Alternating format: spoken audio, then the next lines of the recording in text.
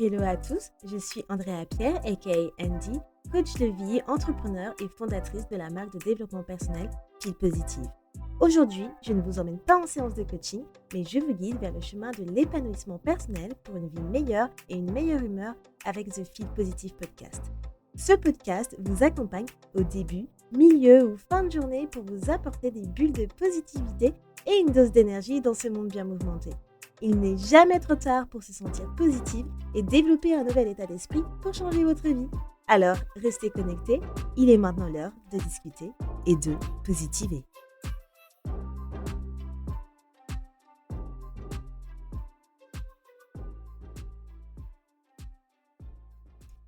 Hello les amours, bienvenue dans un nouvel épisode de podcast de Feel Positive, épisode 105. J'espère que tout se passe bien pour vous, que vous avez passé un très bon week-end. Aujourd'hui, je vais parler des différents types de personnes que vous devez avoir dans votre vie. Alors, je me suis inspirée de cet épisode d'une conversation en fait que j'avais avec une copine où on parlait justement de nos amitiés. Donc là, je vais vous parler des différents types de personnes à avoir dans votre vie. Ce n'est pas forcément que des amitiés, pas forcément que des personnes de votre famille, ça peut être des personnes, des collègues, des personnes avec qui vous discutez sur les réseaux sociaux qui ont une importance particulière pour vous. Donc, on va voir ces types de personnes et on va voir comment en fait cela peut résonner pour vous et comment ça peut vous aider en fait à faire le tri entre guillemets dans votre cercle social et à vous poser les bonnes questions pour savoir si cette relation est importante pour vous, si cette relation nécessite de perdurer dans la durée. Donc je vous parle souvent de l'importance de bien s'entourer et d'avoir des relations saines. Mais toujours de bien s'entourer. Pourquoi? Parce que dans votre développement personnel, pour votre épanouissement, être bien entouré va toujours vous servir. D'avoir des personnes qui vous soutiennent, d'avoir des personnes qui sont là pour vous, d'avoir des personnes qui savent ce que vous faites, qui sont là pour prendre de vos nouvelles, c'est important. Mais ces personnes-là, ce sont aussi des personnes qui vous comprennent, qui ne vous dénigrent pas, qui ne vous jugent pas. Voilà. Tous ces éléments dans des relations font partie de votre épanouissement et vous seront toujours bénéfiques. Je pense que vous avez déjà entendu je sais pas forcément un proverbe, je ne sais pas comment dire, mais ce type de citation qui dit: «Vous êtes la moyenne des 5 personnes que vous fréquentez» et franchement, c'est trop vrai. En fait, si vous mettez un groupe de personnes de 5 personnes, on arrive à savoir un peu quelle est la dynamique de ce groupe et ça en dit beaucoup sur vous. Si la dynamique du groupe est tellement différente, on peut se demander, en fait, c'est quoi votre personnalité un petit peu et comment ça se fait que tu es ami avec telle ou telle personne? Parce qu'il y a une grosse différence, en fait, avec chaque personne du groupe. Et c'est pour ça aussi que bien être entouré, ça permet, en fait, de savoir si votre groupe de personnes, eh ben, il, reflète vos valeurs que vous incarnez ou est-ce qu'il est beaucoup trop différent de vous-même?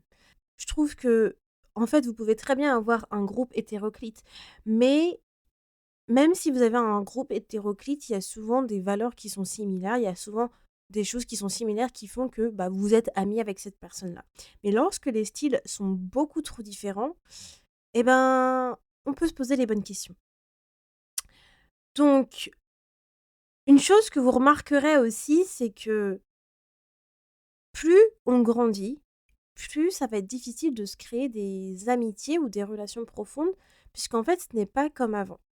Quand vous étiez au collège ou quand on était au collège ou au lycée, c'était beaucoup plus simple de se créer des amitiés parce qu'on passait, on passe combien de temps au collège ou au lycée? Je crois que 7 heures, 7 heures par jour ou 8 heures par jour? Donc on passe 7 heures ou 8 heures par jour avec les mêmes personnes. C'est énorme, donc c'est comme nos collègues de travail au final. Alors que plus on grandit, plus on va passer moins de temps avec nos amis. Donc les amitiés, elles vont vraiment différencier. On va peut-être se distancer parce qu'on n'a plus les mêmes intérêts, on n'a plus les mêmes objectifs et forcément, puisqu'on passe moins de temps ensemble, ça sépare un peu ce groupe d'amis, on va dire. Et au fur et à mesure aussi, avec le temps, on se crée des nouvelles amitiés. Mais effectivement, ces nouvelles amitiés, alors vous avez la possibilité de créer des amitiés profondes, même avec le temps, ce qui est très rare, mais qui peut toujours arriver. Et vous allez peut-être aussi créer des autres amitiés qui vont pas être autant profondes que celles que vous avez auparavant, mais qui vont autant compter, ou peut-être même plus compter que certaines amitiés de longue date.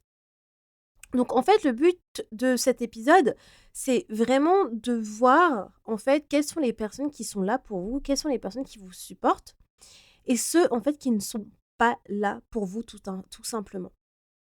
Et vraiment le but, c'est que vous puissiez vous rendre compte où vous passez votre temps et vous donnez votre énergie. Pour que vous puissiez donner en fait cette énergie et ce temps-là et passer du temps de qualité en fait avec les personnes qui comptent vraiment pour vous, ces personnes qui sont là pour vous. Et une chose que j'aimerais, mettre en avant de commencer avec les différents types de personnes, c'est que souvent, les gens, en fait, ils ont du mal à se séparer d'une amitié ou se distancer d'une amitié parce que c'est des amitiés de longue date. Et ils vont se dire: «En fait, non, bah, cette amie, ça fait depuis que j'ai 5 ans qu'on est amis, je peux pas, me séparer d'elle». OK, je peux comprendre. Mais par contre, ce que je comprends pas, c'est si cette personne-là, elle ne partage aucune de vos valeurs, si cette personne-là, elle ne partage aucun de vos objectifs, vous êtes complètement aux antipodes l'un et l'autre, pourquoi garder une amitié simplement parce que c'est une amitié de longue date? Juste pour avoir un ami supplémentaire? Juste pour dire que c'est ma plus grande amitié? I'm sorry but no. Clairement, non. Il faut vous poser les bonnes questions à ce niveau-là. Posez-vous la question, est-ce que cette personne ou cette relation, vous souhaitez l'inclure dans votre futur, dans le sens où est-ce que vous vous voyez que dans 10 ans, si vous avez des enfants, une famille, ou peu importe, si vous êtes successful dans le domaine que vous souhaitez, vous pensez que cette personne, elle sera là pour vous? Est-ce que cette personne, hem, elle prendra le temps et son énergie pour, je sais pas, voir vos enfants, pour participer aux anniversaires? Est-ce que cette personne, vous la voyez, partager votre quotidien avec elle? Voilà, demandez-vous les bonnes questions comme ça. Surtout si cette personne-là, vous voyez déjà que elle n'a pas les mêmes valeurs que vous et que vous êtes complètement opposés par rapport à votre quotidien, votre style de vie et vos objectifs, et ben, vous avez déjà une partie de votre réponse. Aussi, là, dans le type de personnes que je vais mentionner, ce n'est pas forcément que des amis ou des familles, ça peut vraiment être des personnes comme des collègues que vous considérez comme peut-être des amis ou des personnes très, très proches à vous. Ça peut être des personnes que vous avez rencontrées sur des réseaux sociaux qui sont devenues très proches de vous et que vous considérez vraiment dans vos amitiés. Comme pour moi, j'ai beaucoup de personnes que j'ai rencontrées sur les réseaux sociaux qui, à l'heure actuelle, comptent beaucoup plus que certains amis que j'ai depuis de longue date, pour vous dire, puisqu'elles m'ont beaucoup plus prouvé qu'elles étaient là pour moi que certains amis. Vous voyez? Donc, voilà, donc prenez en compte que dans les types des personnes que je vais énoncer, je vais, voilà, ça prend en compte pas que famille ni amis, ça peut vraiment être des personnes que vous avez rencontrées et qui ont en fait une importance pour vous. Alors, donc on va parler vraiment des 8 types de personnes que vous devez avoir dans votre vie. Bien sûr, il y en a pas mal d'autres. En fait, c'est que face à la conversation que j'ai eue avec ma pote, vu qu'on parlait des amitiés, ça m'est venu à l'esprit de parler, bah, justement des types de personnes que je pense qu'il faut considérer dans notre vie. Et j'ai voulu un peu condenser et mettre les 8 principaux selon moi. Mais bien évidemment, si je souhaite, aller plus loin dans cet épisode, je pourrais en mettre 10 ou même encore plus. Alors, mon premier type de personnes, ça va être les personnes qui sont vos cheerleaders. Donc en fait, les cheerleaders, vous-même, vous êtes votre propre cheerleaders. Voilà, ça reflète ce que le mot veut dire, en fait. Vous savez ce que c'est les cheerleaders, donc les pom-pom girls, une personne qui, va encourager une équipe. Donc là, c'est pareil. Donc ça va être les personnes qui vont être là pour vous à toutes les étapes, qui sont là depuis le début pour vous encourager, que ça soit dans votre projet, dans des projets ou dans des hobbies. Elles vont être là pour célébrer vos petites victoires, elles vont être là pour célébrer vos grandes victoires. Elles vont partager vos contenus sur les réseaux sociaux, elles vont engager. Voilà, elles vont vraiment montrer qu'elles sont là pour vous soutenir à n'importe quel moment. Et ces personnes-là, vous en avez besoin dans votre vie. Parce que même si vous êtes votre propre cheerleader, moi j'adore dire que je suis ma propre cheerleader, mais avoir des personnes qui sont vos fans number one, c'est des personnes qui ont été là depuis le début, dès le début que vous avez commencé votre projet, jusqu'à votre succès. Elles ne vous abandonneront pas. Donc là, prenez peut-être un temps pour faire votre liste de personnes cheerleaders que vous avez dans votre vie. Et je dirais que déjà, si vous trouvez que vous avez des personnes, rien qu'une ou deux, vous êtes déjà très chanceuse parce que avoir ce genre de type de personnes, c'est très très rare. Pourquoi? Parce que forcément, il y a de la jalousie, il y a de l'envie. Et je vous ai fait un épisode sur justement la jalousie, je crois que c'était l'année dernière. Mais même entre amis, il y a de la jalousie. Et je parle plutôt du côté féminin, puisque c'est souvent dans le domaine féminin, enfin, que dans le côté féminin, pardon, que nous avons ce type de jalousie. Et malheureusement, même si vous avez des amis qui peuvent vous dire consciemment: «Je suis contente pour toi» ou quoi que ce soit, intérieurement, c'est possible que ça soit le contraire. Donc, essayez de voir qui sont vos cheerleaders dans votre vie, que ça soit des amis, votre famille, des personnes que vous connaissez qui sont importantes pour vous. Si vous en avez déjà un ou 2, c'est déjà très bien. Moi, si je fais le tri, j'en ai trouvé que 3. Un qui inclut un membre de ma famille et 2 qui incluent 2 personnes, 2 de mes potes. Si vous n'avez rien écrit, ce n'est pas grave. Essayez de prendre le temps et de bien rechercher et de voir si en fait vous n'avez pas loupé quelqu'un. Si vous n'avez pas loupé quelqu'un et il y a peut-être quelqu'un qui en fait qui est votre cheerleader mais de loin. Hem, le cheerleader, c'est quelqu'un qui vous soutient. Elle va pas être là tous les jours à vous soutenir, mais elle va être là à vous soutenir, hem, quand c'est important et surtout quand le plus souvent possible, en fait. Vous avez pas besoin de demander à cette personne de vous soutenir, de liker un post, quoi que ce soit. Elle va le faire vraiment de bon cœur. Elle va le faire parce que elle sait que, voilà, elle est là pour votre succès. Et moi, j'ai vraiment 2 amies en tête et des amies de longue date aussi, où je sais que en fait, elles m'ont toujours montré qu'elles ont toujours été là pour moi, où elles ont toujours engagé depuis que j'ai créé Fil Positif, toujours me donner des feedbacks de mes épisodes de podcast. Elles m'ont toujours encouragée, en fait, sans que je leur demande ou me dire: «Andy, c'est trop bien ce que tu fais, franchement, je suis trop fière de toi», sans que je leur demande. Rien qu'en disant ça, ça me donne un peu la chair de poule parce que c'est le genre d'amis en fait, que j'adore, où je me dis, en fait: «Waouh, en fait, elles ont pas besoin de faire ce genre de choses, mais elles écoutent mes podcasts, elles partagent mon contenu, elles engagent dans mon contenu quand elles le peuvent» et rien que ça fait toujours plaisir, en fait, quand on est entrepreneur, par exemple. Donc essayez de voir qui sont vos cheerleaders. Si vous n'avez pas de cheerleaders, comme je disais, ce n'est pas très grave, puisque vous pouvez toujours construire une relation avec d'autres personnes avec qui vous pouvez être cheerleaders. Et là, je parle dans un sens, mais ça va aussi dans l'autre sens. Est-ce que vous êtes les cheerleaders de quelqu'un? Est-ce que vous faites partie des cheerleaders de quelqu'un? Donc, pensez aussi à vous comment vous donnez en retour. Je vous ai fait un épisode sur donner et recevoir en retour. Donc, moi, je donne toujours l'équilibre, en fait. Si vous me donnez, je donne aussi. C'est fini les moments où je donnais trop et que je recevais rien en retour. Et c'est pour ça que je vous disais dans mes épisodes de podcast à plusieurs reprises, il y a des amitiés où je me suis beaucoup distancée parce qu'au final, c'est toujours moi qui donnais, qui donnais, qui donnais. Et en fait, en retour, il n'y avait nada.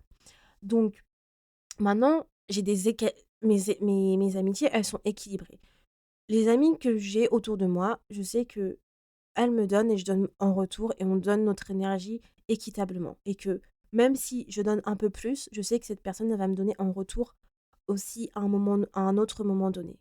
Et ça, c'est vraiment le côté sain que j'aime et qui me correspond à l'heure actuelle. Le deuxième type de personnes, ça va être ceux qui prennent en fait des nouvelles de vous et qui se soucient vraiment de vous. Et là, je parle vraiment des personnes qui sont vraiment sincères dans leur démarche de prendre des nouvelles de vous. Pas celles qui vont simplement vous checker, pour savoir, où vous en êtes dans votre vie. Alors ça, c'est pas Pour moi, c'est pas des amis ça. Genre des personnes qui vont vous envoyer un message ou vous appeler juste pour savoir: «Alors c'est bon, t'as un copain? Tu trouvé un travail?» What? Non, non. Ça, c'est pas des vrais amis. Si c'est pour gossiper, en quoi ça vous intéresse, en fait? Non, non. Clairement, si vous avez des amitiés ou des relations où vous voyez que des personnes, elles vous checkent simplement pour la partie gossip et c'est pas vraiment genuine, là, il y a un problème. Il faut que je pense que vous réanalysez cette amitié-là, cette relation. Parce que c'est pas normal de checker simplement pour cette raison. C'est pas réellement honnête. Et donc là, moi, je parle dans ce deuxième type de personnes, vraiment de ces personnes qui vont prendre des nouvelles de vous, qui vont vraiment se soucier de vous d'une manière sincère. De toute façon, ça se voit quand une personne elle prend des nouvelles de vous d'une manière sincère et réelle. Quand c'est simplement pour gossiper, ça se ressent. Ça se ressent dans les messages, ça se ressent dans la démarche. Il y a quelque chose qui va pas être honnête, en fait. Et si vous avez des bons ressentis, vous allez le voir directement, je pense. Et ces personnes qui prennent des nouvelles de vous et qui se soucient de vous, ça peut être vraiment des personnes avec qui vous avez une communication régulière. Des personnes avec qui vous parlez tout le temps. Et là, je pense encore à plusieurs de mes amis. Ou ça peut être des personnes tout simplement qui vont en fait vous contacter vraiment au bon moment.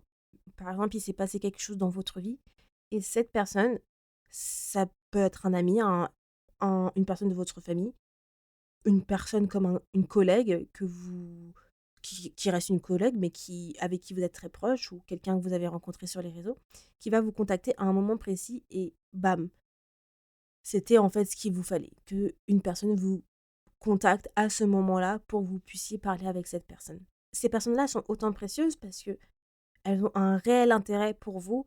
Elles se soucient vraiment de vous et de votre bonheur et de ce qui se passe pour vous, en fait. Le troisième type de personnes, ça va être les personnes qui viennent vers vous pour des conseils ou du soutien.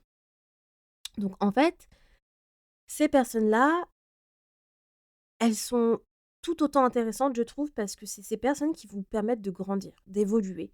Et surtout, je pense que ça vous permet d'avoir, en fait, ce rôle de menteur pour ces personnes. Ce rôle de menteur, de conseiller et en fait, ça vous permet d'aider vraiment honnêtement cette personne.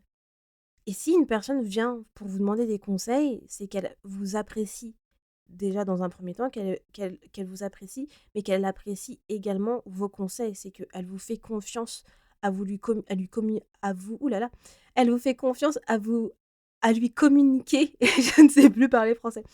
Elle vous fait confiance à lui communiquer, du coup, hem, des conseils pour, bah, que ça soit professionnel ou personnel à sa situation qu'elle est venue vous demander. Et je trouve que c'est important d'avoir ce type de personnes dans sa vie parce que, comme je disais, c'est ces personnes-là qui vous font évoluer. Et je pense que moi, je prends mon exemple personnel, bah, forcément, ce type de personnes, j'en ai beaucoup dans ma vie. De toute façon, je pense que ce type de personnes, on les a tous dans notre vie. Ces personnes qui viennent vers nous pour des conseils et du soutien. Et me concernant, pendant très longtemps, je me suis toujours un peu considérée comme la conseillère aux yeux de ma famille ou mes amis parce que même je vous avais raconté que dans ma famille, je faisais la joke, il y a longtemps, où je disais à mes sœurs: «Venez consulter mon cabinet, Andrea Gray à votre écoute», par rapport à John Gray, parce que j'étais à fond sur ses livres à l'époque. Et je disais ça parce que du coup, hem, je conseillais tout le monde et à chaque fois on me disait: «Mais Doudoune, tu toujours des bons conseils». Doudoune, c'est mon surnom, qu'on me donne depuis que je suis petite dans ma famille, pour information. Et j'ai toujours eu ce rôle de conseillère, ce qui en fait aussi confirme aujourd'hui un peu mon métier de coach de vie, de guide pour les autres et d'inspirer les autres en fait au final. Et en fait, je pense que chacun d'entre nous a ce rôle un peu de conseiller puisqu'on conseille tous les personnes de notre entourage d'une manière ou d'une autre, pas forcément tout le temps bien. Il y a des gens qui sont vraiment pas faits pour donner des conseils, mais quoi qu'il en soit, On a tous ce type de personnes dans notre vie et avoir ces types de personnes nous permet vraiment, je pense, d'évoluer personnellement, hem et d'aider les autres aussi à évoluer par la même occasion, puisque pas forcément elles auront nos conseils et ces conseils-là leur permettra de grandir. Mon quatrième type de personne, ça va être des personnes qui vont être compétentes dans votre domaine ou qui font la même chose que vous. Donc là, ce que je veux dire, c'est que je trouve qu'il est super important de toujours être entouré des personnes qui font la même chose que vous. C'est-à-dire que si vous êtes énergéticienne, et ben, d'avoir des personnes que vous connaissez, même des connaissances énergéticiennes, d'avoir un réseau un peu de personnes dans votre secteur. Heu, pour moi, qui est coach de vie, et entrepreneur, d'avoir des personnes dans ce secteur-là aussi. Si je me rapproche du domaine plus de salariat et que vous êtes, je ne sais pas, développeur, forcément, vous allez avoir des personnes qui sont développeurs, de connaître du moins des personnes développeurs. En fait, l'importance d'avoir des personnes qui sont compétentes dans votre domaine ou qui font la même chose que vous, ça permet à vous-même d'accroître vos propres compétences et d'évoluer dans votre propre domaine. On avance toujours plus et mieux lorsqu'on travaille et qu'on connaît des personnes qui font la même chose que nous, puisqu'on va apprendre de leur expérience. On va du coup développer des compétences et des qualités grâce à ces personnes. C'est pourquoi il est important d'avoir toujours un réseau. Pas que lorsqu'on est entrepreneur, en fait, même quand vous êtes salarié, avoir votre réseau vous permet toujours d'évoluer. C'est comme ça que vous pouvez changer de poste aussi, trouver des opportunités. Et bah là, c'est pareil aussi, avoir des personnes qui sont compétentes dans votre domaine ou qui font la même chose que vous, ça vous permet d'avoir des opportunités, d'avoir des collaborations, mais autant évoluer dans ce domaine particulier et d'accroître vos compétences. Le cinquième type de personnes, c'est des personnes qui vont partager vos valeurs, des personnes de la même religion et ethnicité.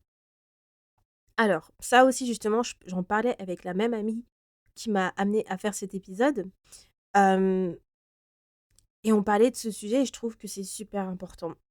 Alors déjà, bon, pour les personnes, avoir des personnes qui partagent vos valeurs, ça je vous l'apprends pas. Je vous parle toujours des valeurs personnelles, comment c'est important d'avoir des valeurs, mais de les incarner. Si vous ne vous entourez pas des personnes qui ont les mêmes valeurs que vous, on voit un décalage. Après, je parle de votre cercle, 1 là, pour vos valeurs personnelles parce que effectivement, vous pouvez avoir des collègues, qui ne partagent pas vos valeurs, mais vous pouvez très bien parler avec ces collègues. Ce n'est pas grave, c'est qu'un collègue. Ça ne veut pas dire que cette personne, elle se rapproche à vous, tout le long de votre vie. Mais dans votre cercle propre, votre premier cocon, avoir des personnes avec les mêmes valeurs, c'est extrêmement important. Je trouve que c'est la base. Parce que sinon, il y a une disconnexion, un gros décalage qui fait que, bah, en fait, vous avancez pas du tout de la même direction, même dans votre amitié, tout simplement. Hem, aussi, je trouve que avoir des personnes, qui ont la même religion et ethnicité, c'est tout autant important. Pourquoi? Parce que, justement, on prenait l'exemple avec ma copine où, hem, par exemple, si vous êtes à un mariage et dans ce mariage, vous avez, heu OK, je donne un exemple, hein. Admettons, vous êtes à un mariage et dans le mariage, il y a que des personnes blanches et vous êtes peut-être la seule personne noire. Et ben, mine de rien, je vous assure que ça peut vous mettre mal à l'aise. Et moi, j'ai déjà été dans cette situation où parfois j'étais très mal à l'aise moi-même parce que je me disais: «Bon, au fait, il y a personne avec qui peut relate to me, en fait, parce que il y a que des blancs et je suis la seule noire». Et même aussi pas que pour un là, j'ai donné l'exemple d'un mariage, mais dans des amitiés, tout simplement, si vous avez des amis qui n'ont aucune religion, qui sont peut-être athées et vous êtes la seule qui a une religion, elles comprendront pas votre foi et rien que ça, bah, vous pouvez vous sentir seul parfois parce que peut-être que vous souhaitez discuter de certains sujets et vous ne pouvez pas parce que vos amis n'ont pas cette foi et elles ne sont peut-être pas aussi ouvertes à votre foi et même si elles l'étaient, elles vont peut-être pas comprendre tout simplement. Ça va passer dans une oreille et en fait, ça va pas résonner avec elles et vous allez pas pouvoir avoir une conversation, à ce sujet parce elles n'ont pas de religion ou n'ont pas la même religion que vous et pareil pour l'ethnicité. Bah, forcément, on est d'accord. On sait que pourquoi souvent il y a des petits groupes communautaires parce qu'au final aussi quand vous êtes avec des personnes de votre communauté, bah, vous vous sentez moins seul, vous vous comprenez. Donc quand vous voyez des asiatiques simplement avec un groupe d'asiatiques, c'est que forcément ils partagent la même culture, donc ils vont se comprendre sur certaines choses. Lorsque vous voyez, bah, des personnes noires entre elles aussi, ça va être la même chose. Lorsque vous voyez des arabes ensemble, c'est parce ils partagent la même communauté, ils partagent la même culture, donc c'est aussi beaucoup plus simple parfois aussi d'avoir des personnes qui partagent ces choses-là et c'est important aussi parce que, bah, comme je disais, ça permet de se sentir moins seul, ça permet de se sentir compris et comprise et vous pouvez partager des choses que les autres ne comprendront pas, tout simplement. Par exemple, ma copine avait ou justement qui m'a donné cette idée de faire cet épisode, enfin, elle m'a donné cette idée, elle le sait pas, mais voilà, ça m'a donné cette idée. Hem, c'est une copine, qui est aussi, noire. Et justement, je lui disais: «Bah, avoir une copine aussi noire, ça me permet de de parler de notre enfance, par exemple. Parce que même si moi je suis caribéenne et qu'elle, elle est africaine, et ben, l'éducation, elle est quasiment la même. Et en fait, notre enfance, on va parler des choses qui sont très, très similaires. Et du coup, ça va résonner pour l'une et l'autre. Et ça permet aussi de renforcer un lien, par exemple. Donc, avoir des personnes, justement, de la même religion, de la même ethnicité, avec les mêmes valeurs, c'est très important. Ensuite, mon sixième type de personnes, ça va être des personnes qui sont là pour vous challenger.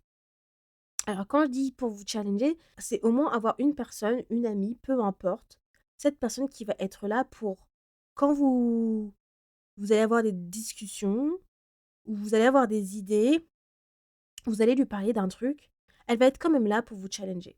Elle va être là pour vous contrer. Donc pourquoi je trouve que c'est important les vous allez peut-être dire: Oui, mais moi je suis pas trop pour ça». Possiblement, mais je vais vous dire pourquoi.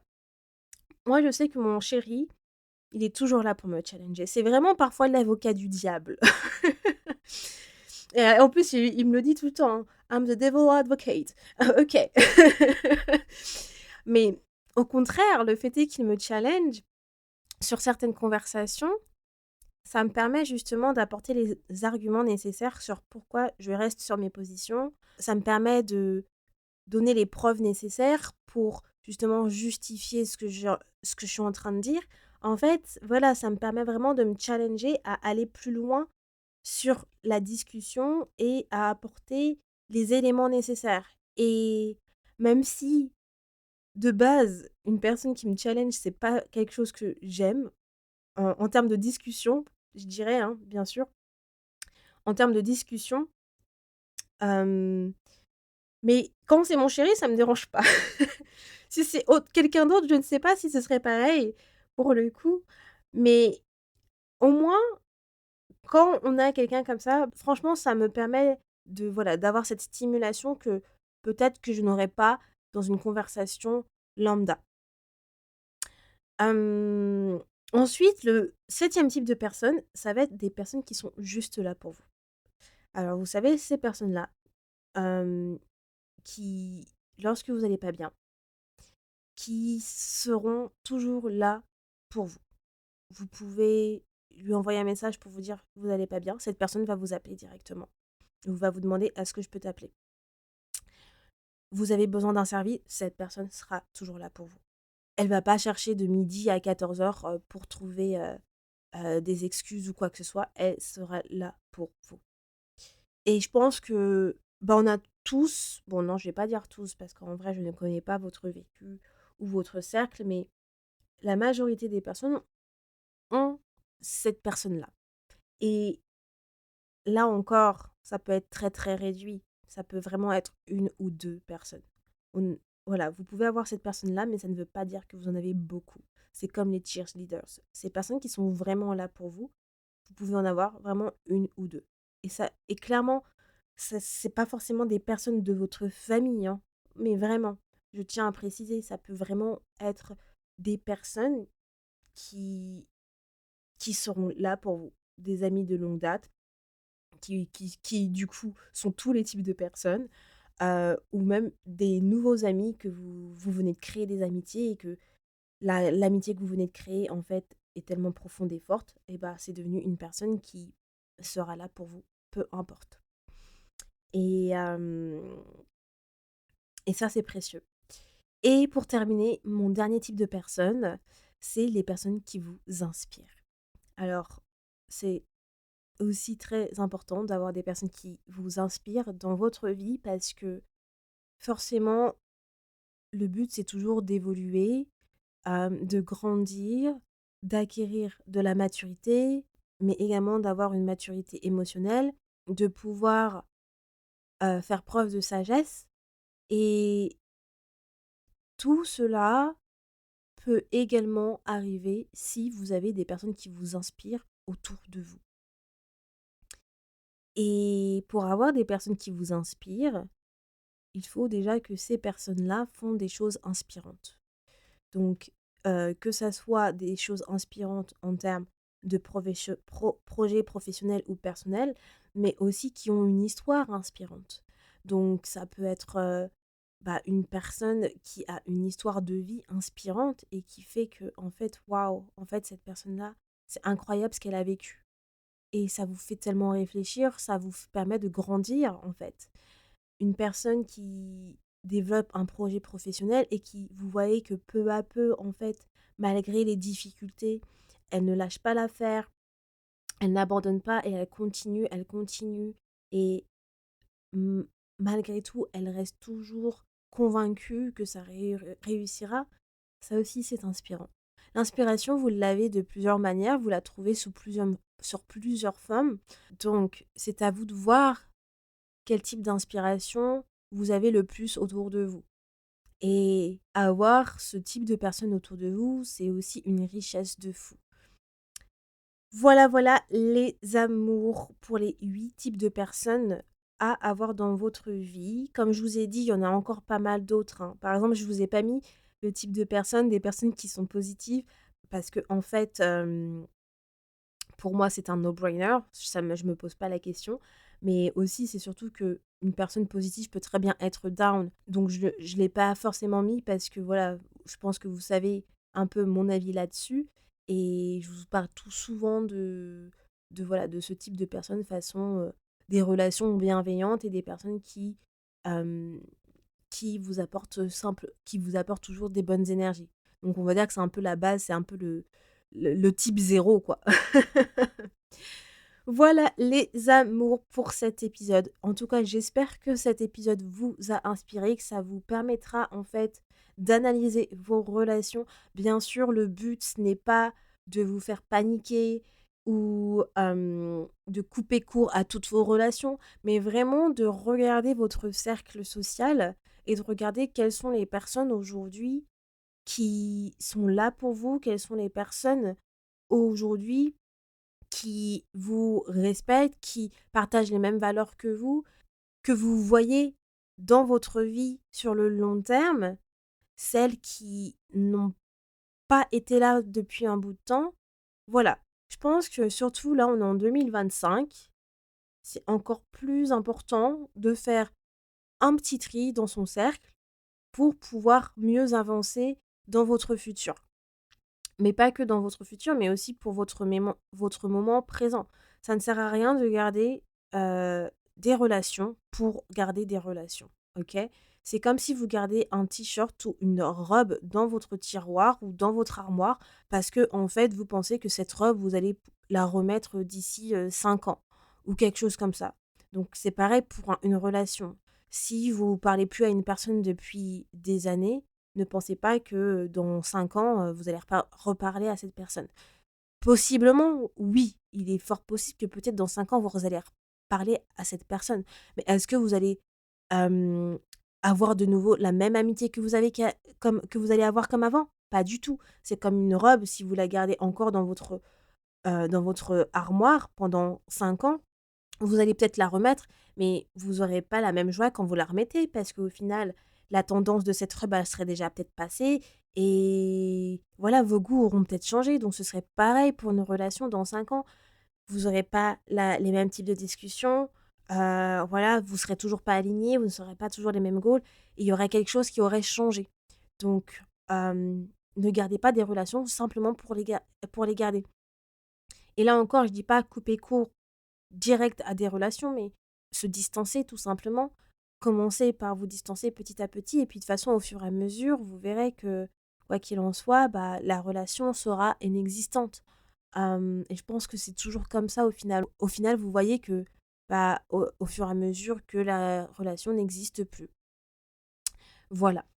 Voilà les amours pour cet épisode. N'hésitez pas à le partager à une personne où vous pensez qu'elle aura besoin en fait d'entendre cela.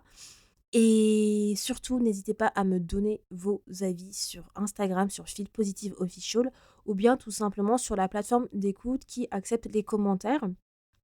Vous pouvez très bien aussi noter le podcast sur Trustpilot et laisser un commentaire sur ce que vous pensez du podcast sur Trustpilot. Pour moi, ça m'aide en fait dans mon référencement, mais aussi à construire la notoriété du podcast. Sur ce, je vous souhaite de passer une très belle semaine et je vous dis à lundi prochain pour un prochain épisode. Ciao! Merci beaucoup de ton écoute et d'être resté avec moi jusqu'au bout. Si à la fin de cet épisode tu sens ton humeur changer et tu te sens un peu plus boosté, n'hésite pas à me laisser un avis ou une note sur ta plateforme d'écoute préférée, ça me fera toujours plaisir et j'apprécierai de les lire dans le prochain épisode. À bientôt! Positivement, Andy.